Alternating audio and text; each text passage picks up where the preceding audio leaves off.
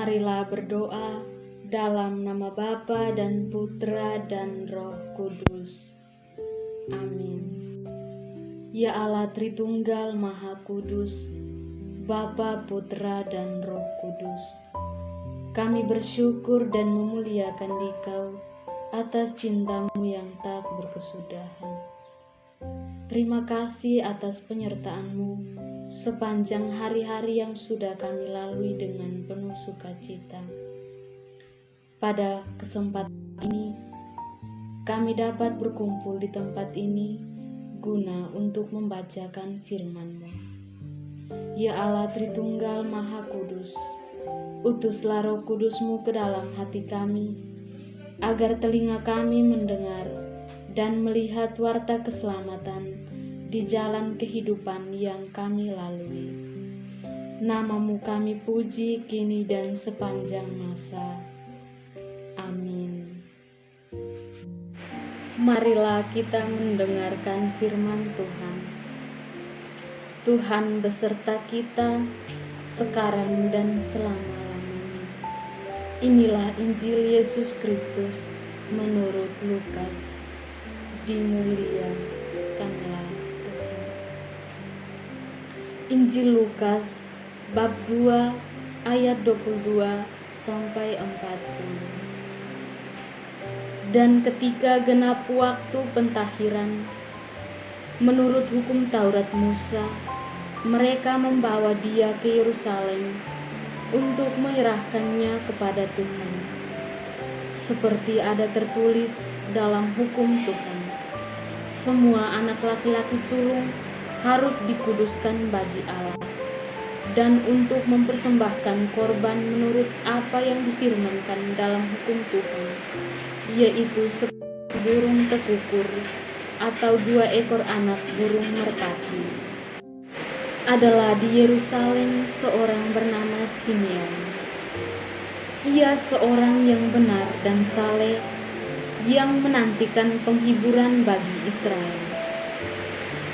Roh Kudus ada di atasnya, dan kepadanya telah dinyatakan oleh Roh Kudus bahwa ia tidak akan mati sebelum ia melihat Mesias, yaitu Dia yang diurapi Tuhan.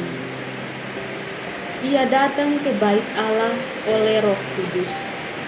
Ketika Yesus, anak, dibawa masuk oleh orang tuanya untuk melakukan kepadanya apa yang ditentukan hukum Taurat, ia menyambut anak itu dan menantangnya sambil memuji Allah, katanya, "Sekarang Tuhan, biarlah hamba-Mu ini pergi dalam damai sejahtera sesuai dengan firman-Mu. Sebab mataku telah melihat keselamatan yang daripada-Mu, yang telah Engkau sediakan di hadapan segala bangsa, yaitu terang yang menjadi pernyataan bagi bangsa-bangsa lain, dan menjadi kemuliaan bagi umat-Mu Israel." Dan bapa serta ibunya amat heran akan segala apa yang dikatakan tentang Dia. Lalu Simeon memberkati mereka dan berkata kepada Maria, ibu anak itu, "Sesungguhnya anak ini ditentukan untuk menjatuhkan atau membangkitkan banyak orang di Israel, dan untuk menjadi suatu tanda yang menimbulkan perbantahan, dan suatu pedang akan menembus jiwamu sendiri, supaya menjadi nyata pikiran hati banyak orang." Lagi pula di situ ada Hana, seorang nabi perempuan, anak Fanuel dari suku Asyer. Ia sudah sangat lanjut umurnya. Sesudah kawin, ia hidup 7 tahun lamanya bersama suaminya, dan sekarang ia janda dan berumur 88 tahun. Ia tidak pernah meninggalkan bait Allah, dan siang malam beribadah dengan berpuasa dan berdoa. Dan pada ketika itu juga datanglah ia ke situ dan mengucap syukur kepada Allah.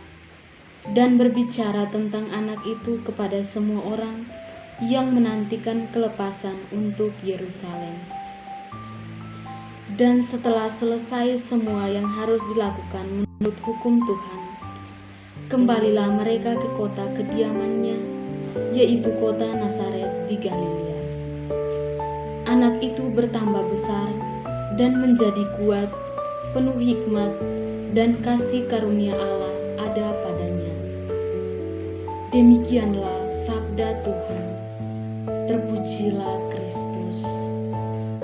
Saudari yang terkasih dalam Kristus Tuhan, Injil hari ini menjelaskan kepada kita bahwa bagaimana Yesus akan mempersembahkan anak sulungnya bagi Allah.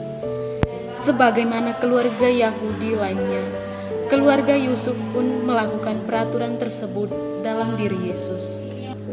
Pada hari ini, kita diundang untuk membuka mata dan melihat keselamatan diri Yesus yang sungguh-sungguh Allah dan sungguh-sungguh manusia.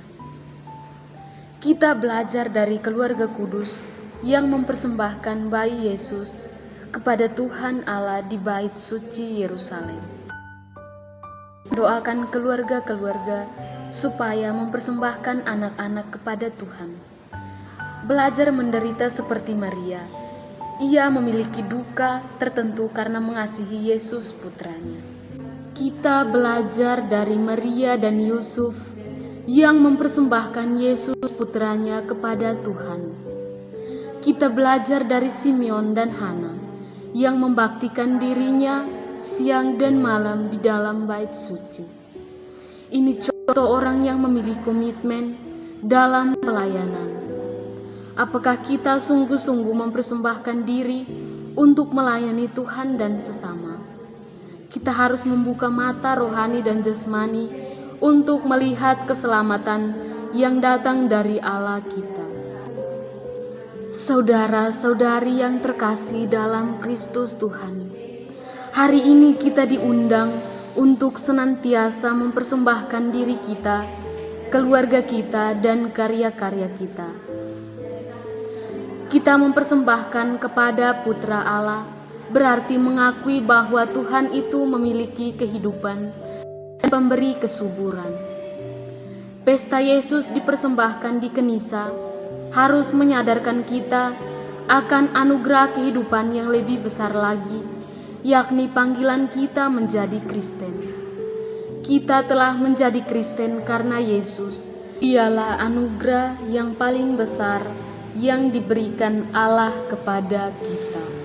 Saudara-saudari yang terkasih dalam Kristus Tuhan, hari ini kita diundang untuk senantiasa mempersembahkan diri kita, keluarga kita, dan karya-karya kita.